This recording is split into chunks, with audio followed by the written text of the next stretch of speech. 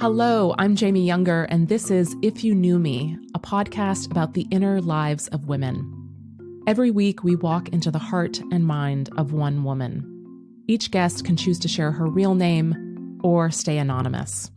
This week, we hear from Lydia. That's her pseudonym. Lydia is a mother of 3 kids. She's debating a big question right now, which is keeping her up at night. She tried talking about it with a friend, but that didn't work so well. Here she is. I was having dinner with a friend recently to enjoy each other's company since COVID started. And this is a smart, insightful, thoughtful friend. We both got childcare and met downtown, and we were having oysters and wine, and it was really wonderful. As we sort of rounded out the second glass of wine and we're getting ever more candid about our lives, I sort of said, I'd be lying if I said I didn't want a 4th child, or that I didn't. Sometimes I think about, just one more. And she gave me the most horrified look. She was like, you can't do it. That's crazy. Like, you just can't do it. Stop thinking like that. You can't do it. It's too much. It's too much for anyone. You need to be done. And I was really taken aback. I was really stunned. That I guess that anybody could have such strong opinions about my life or my choices, but it's gotten me thinking. It's sort of like pushed me back into my shell of not really feeling safe enough to talk about this yet.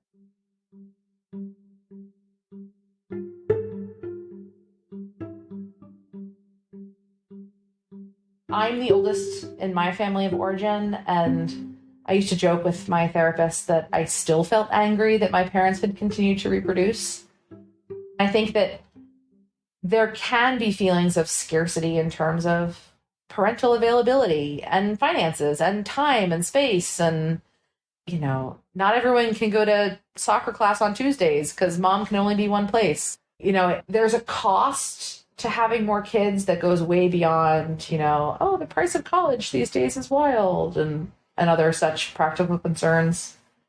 My own experience being the oldest of 4 children is certainly playing into the fact that I'm considering a 4th child. The part that feels sort of ugly or complicated to me is that I'm fairly competitive. I was raised to be competitive. My parents, I think unconsciously, really encouraged competition between me and my siblings. And in our adulthood, that has not gone that well for us. I think that the 4 of us have not had the relationships as adults that we could have had because we're all still bogged down in competing for mom's attention and dad's approval. And I knew even before I had my first that I didn't want to do that. I didn't want to run a household that was based in like beating other people or winning or somehow being the victor. But I also know that, sort of practically speaking, the 4th child in my family of origin is one that has been the source of an enormous amount of heartbreak for my family and for my mom in particular. And so I'm afraid that sometimes I want to have a 4th child because I want to prove that I can, that it's been an experience that's been really painful for my mom, and maybe I could do it, better. I mean, saying that out loud sounds horrifying and it's sort of awful. But if I'm feeling generous with myself, maybe it's that it would be a reparative experience. Like it would somehow be soothing to raise a family in the ways that I hoped that my own could have been.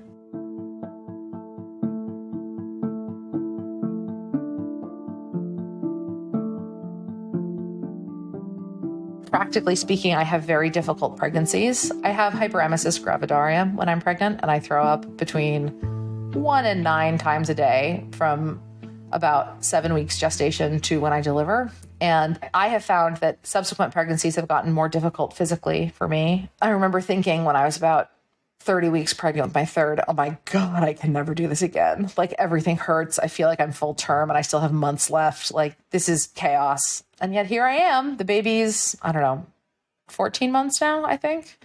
And I'm feeling very itchy or very sort of yearning to do it again. And sometimes it feels really selfish that there's something despite the vomiting and the associated difficulties, there's something really spectacular and magical and unique about being pregnant. And it's like having the most incredible superpower. You're growing this human who will go forth and have a life of their own.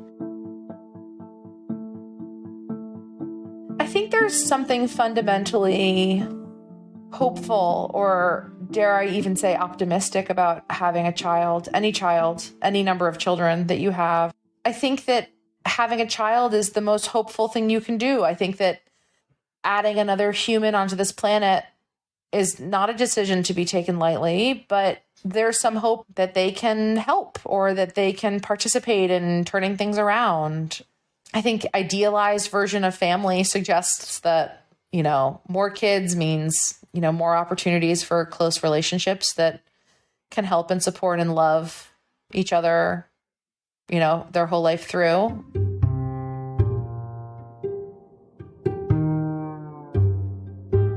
There are days when I think, wow, this is just going to get easier. Like, we're just going to keep getting more sleep and changing fewer diapers, and the sort of practical sides of our lives will just get smoother. And I'm really eager for that. I have professional goals and personal goals, and I'd really like to acquire less stuff. And that is really hard to do with small children. And I think, wow, there could be such freedom in knowing that our family was complete, that we've done it, that we have these beautiful children. And my husband and I are in actually a better place than we've been in a while as a unit. And we could just keep doing that. Like, this could be it. We could sort of know the factors at play when we thought about our lives moving forward.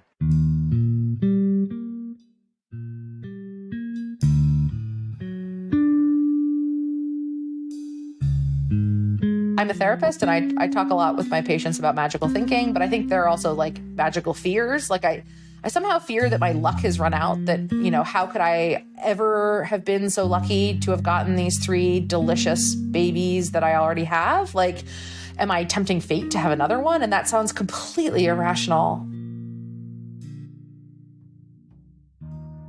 In my house growing up, there was this scarcity to my mother. We didn't get enough of her. It was like whichever child was in crisis was the one that got access to my mom the most freely. And I hated that. I hated that I didn't get as much of my mother as I wanted. I went to boarding school, and I hated boarding school. It was really a bad experience for me.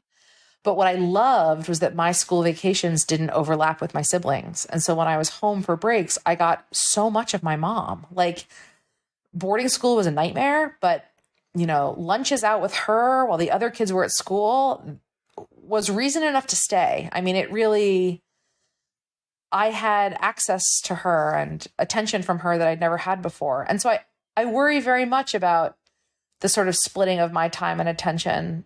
And splitting it into 3 is, larger pieces of pie than splitting into 4.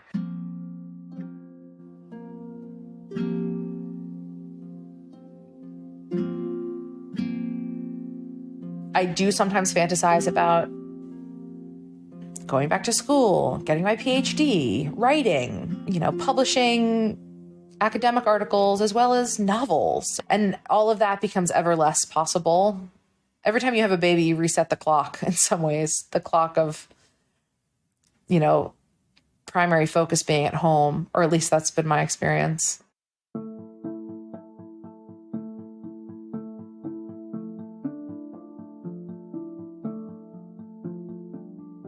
I am a therapist, and that work it's really highlighted that for me and my husband, it's really important to us that our kids see us as human, as fully human as possible, that of course our job is primarily to help them grow into themselves and to figure out who they are and to support them along the way. And it's also important to protect them. But I think that they need to see that sometimes, mommy and daddy are mad or sad or disappointed, and that's okay too. That the full human experience is expected and encouraged and celebrated on some level. I was raised in a household where bad feelings were discouraged. Complication was discouraged. Nuance was not a thing. My father used to say, this is a kingdom and I'm a king. And that's not our approach.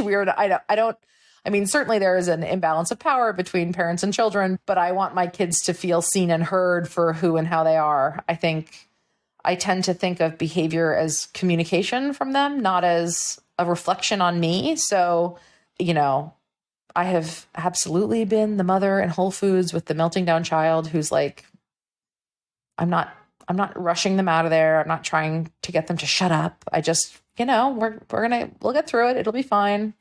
Something's going on for them.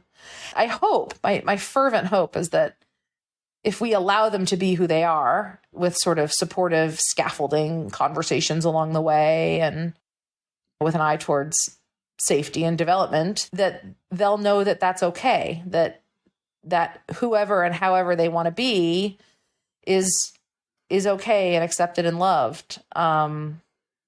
My parents had fairly rigid ideas for what success looked like. And they had really strong assumptions that the four of us would be like them in most ways. And that has not proven to be the case. And I think that it was a real surprise for them. It's one they struggled with.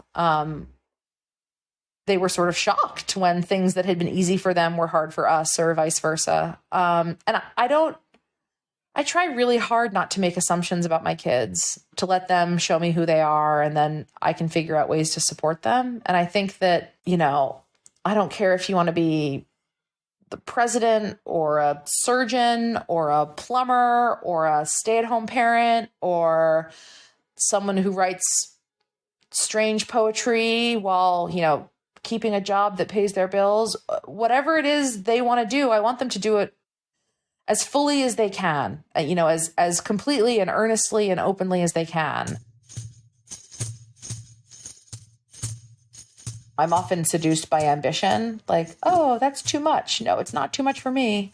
If it isn't a reaction, if it isn't wholly a reaction to my own family of origin, and if it isn't based on some sort of nebulous idea of competition or ambition, then I hope whatever decision I make or however it ends up, because again, this is not all a choice, however it ends up will be something that we can feel joyful about. I think my obstetrician actually told me that her husband had said no to the third child and they only had two. And she told me recently that it took her 20 years, but now she's okay with it. And I found that sort of comforting that, decisions can be made and acceptance can take a long time, no matter how the decision went. And that's okay. It can be a long arc here. It doesn't have to be efficient. Thanks so much for listening to this week's episode. If Lydia's story spoke to you, or if you think it would speak to one of your friends, take a moment and share it. If you really feel this show, please rate and review us on Apple or on our website, which is ifyouknewme.show. It goes a long way in helping others find out about us. Also, I want to invite you to become a monthly member of the show. Of course, you can just keep listening for free, but when you make a monthly contribution, it helps us produce this show. In return, we provide you with ongoing resources and tools to support a rich inner life. Things like online events with inspiring women, meditations with internationally known teachers, and lists of resources and books that make your life better. We look forward to sending you our wonderful welcome package. It includes 3 unique gifts that you won't find anywhere else. The links for everything I just mentioned are in the show notes. This podcast is produced by me, Jamie Younger, and my husband, Pete Herkmans. Thanks so much for listening to If You Knew Me. We'll be back with you next week.